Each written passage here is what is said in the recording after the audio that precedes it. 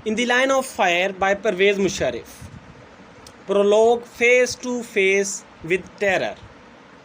سابق جنرل پرویز مشرف اپنی کتاب ان دی لائن آف فائر میں لکھتے ہیں کہ وہ موت کو شکست دینے میں بہت لکی رہے ہیں اور انہوں نے موت کا کئی بار سامنا کیا لیکن اس سے بچ نکلے۔ پہلی بار 1961 میں جب وہ تقریباً 18 سال کے تھے تو وہ آم کے درخت سے گر کر بے ہوش ہو گئے تھے۔ سب لوگوں کا خیال تھا کہ مشرف نہیں بچے گا، لیکن انہیں ہوش آ گئی اور وہ بچ گئے۔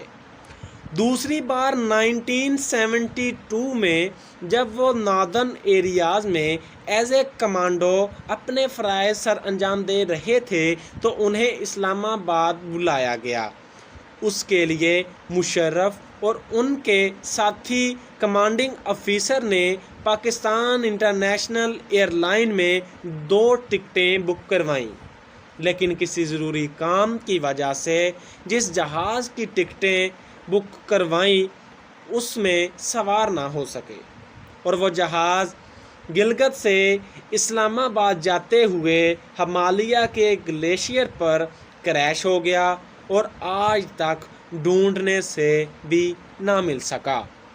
اگر پرویز مشرف اس طیارے میں سوار ہو جاتے تو وہ کب کے ہی خدا کو پیارے ہو جاتے۔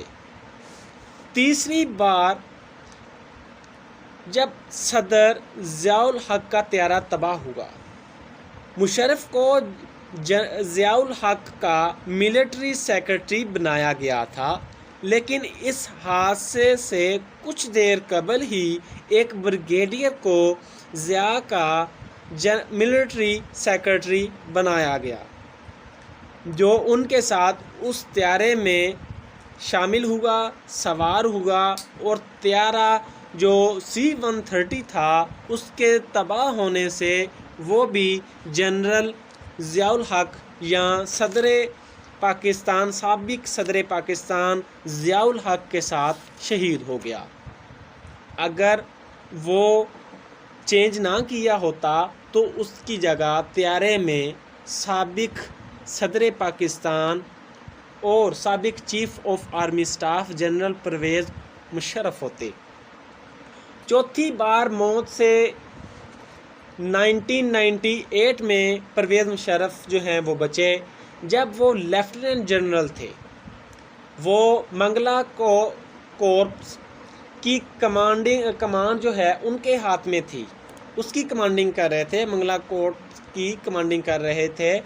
تو وہ اپنے ایک دوست لیفٹیننٹ کرنل اسلم چیمہ کے پاس گئے جو وہاں سے ایک تقریباً 2-2.5 گھنٹے کی مسافت پر ایک ریموٹ ایریا میں تعینات تھے۔ ان کو کسی ضروری کام سے لینے کے لیے ایک فوجی ہیلی کاپٹر آیا۔ اس فوجی ہیلی کاپٹر کا پائلٹ انہیں کافی دیر تک ڈھونڈتا رہا لیکن پرویز مشرف اسے نہ مل سکے۔ جب پرویز مشرف اس پائلٹ سے جو ہیلی کاپٹر لے کر آیا تھا اس سے نہ مل سکے تو وہ پائلٹ ہیلی کاپٹر لے کر واپس چلا گیا۔ راستے میں ہیلی کاپٹر کریش ہو گیا اور وہ پائلٹ بھی اس میں شہید ہو گیا۔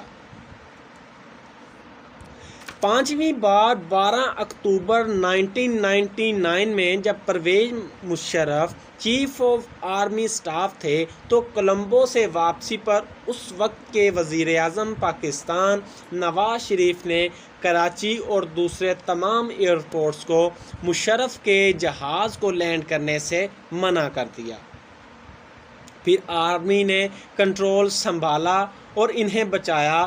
جب ان کے طیارے نے لینڈ کیا تو طیارے میں صرف 7 منٹ سفر کرنے جتنا فیول باقی تھا۔ 2001 میں جب مشرف یونائٹڈ نیشن سمٹ سے واپس آ رہے تھے تو پائلٹ نے انہیں بتایا کہ اسے اطلاع ملی ہے کہ جہاز میں بم ہے۔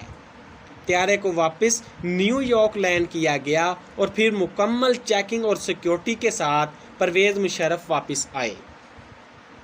وہ کہتے ہیں کہ یہ سب واقعات اپنی جگہ، لیکن دسمبر 2003 میں پرویز مشرف کے ساتھ پیش آنے والے چند خوفناک واقعات نے اسے وار آن ٹیرر میں فرنٹ لائن پر دہشت گردوں کا مقابلہ کرنے کے لیے مجبور یا تیار کر دیا۔ 14 دسمبر 2003 کو پرویز مشرف کراچی سے چکلالہ ایئر بیس پہنچے، جب ان کے گھر آرمی ہاؤس جو راولپنڈی میں تھا اس سے تقریباً 4 کلومیٹر دور تھا۔ چکلالہ ایئر بیس سے جب وہ اپنے military secretary major general Nadeem Taj کے ہمراہ اپنے آرمی ہاؤس واپس آ رہے تھے تو راستے میں ایک زوردار بم دھماکہ ہوا جس میں پرویز مشرف کی گاڑی ہوا میں اٹھ گئی اور خوش قسمتی سے وہ بچ نکلے۔ یہ دھماکہ پل پر ہوا تھا اور تقریباً ان کی گاڑی اور بم دھماکے کا 1 سیکنڈ کا فرق تھا، کیونکہ گاڑی گزرنے کے تقریباً 1 سیکنڈ بعد دھماکہ ہوا تھا، اس وجہ سے وہ بچ نکلے۔ 25 دسمبر 2003 چھٹی والے دن جب پرویز مشرف کنونشن سینٹر اسلام آباد سے اپنے گھر آرمی ہاؤس واپس آ رہے تھے تو راستے میں پھر ان پر خودکش حملہ ہو گیا۔ ایک زوردار دھماکے کے ساتھ مشرف کی گاڑی کو اڑا دیا گیا۔ اس دھماکے میں مشرف تو بچ نکلے، لیکن انہیں ایک اور خودکش حملے سے بچاتے ہوئے ایک انسپکٹر اور 4 پولیس اہلکار شہید ہو گئے تھے۔ اور پھر آخر پر ان حملوں کی رپورٹ سے پتہ چلا کہ یہ حملے کروانے میں القاعدہ کا ہاتھ ہے۔ اس کتاب میں پرویز مشرف ان واقعات کی وجوہات، 9/11، پوسٹ 9/11 اور وار آن ٹیرر کے بارے میں اپنے خیالات، اپنے ایکسپیرینسز اور اپنے کردار کو تفصیل سے بیان کرتے ہیں۔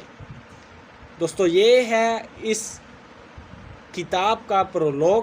انشاءاللہ اب میں اس کتاب کے ہر چیپٹر کی سمری آپ کے سامنے لاؤں گا۔